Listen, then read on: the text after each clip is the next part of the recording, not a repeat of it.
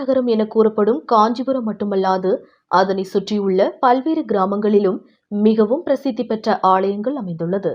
அவ்வகையில் காஞ்சிபுரம் அருகே தும்பவனம் பகுதியில் உள்ள கிராம தேவதையான அருள்மிகு தும்பவனத்தம்மன் கோவில் அமைந்துள்ளது. இந்த நிலையில் கடந்த ஒரு மாதமாகவே அக்னி நட்சத்திரம் எனும் கோடை வெயில் துவங்கி வெயில் வாட்டி வதைத்து வருகிறது.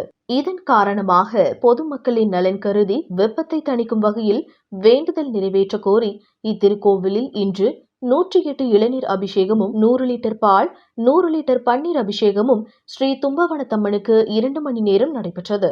இதனைத் தொடர்ந்து சிறப்பு மலர் அலங்காரத்தில் வெள்ளி கவசம் அணிந்து ஸ்ரீ தும்பவனத்தம்மன் எழுந்தருளி அதன் பிறகு சிறப்பு தீபாராதனை நடைபெற்றது. இதனைத் தொடர்ந்து பக்தர்களுக்கு அன்ன பிரசாதங்கள் வழங்கப்பட்டது. காஞ்சிபுரத்திலிருந்து ரிப்போர்ட்டர் தினேஷ்.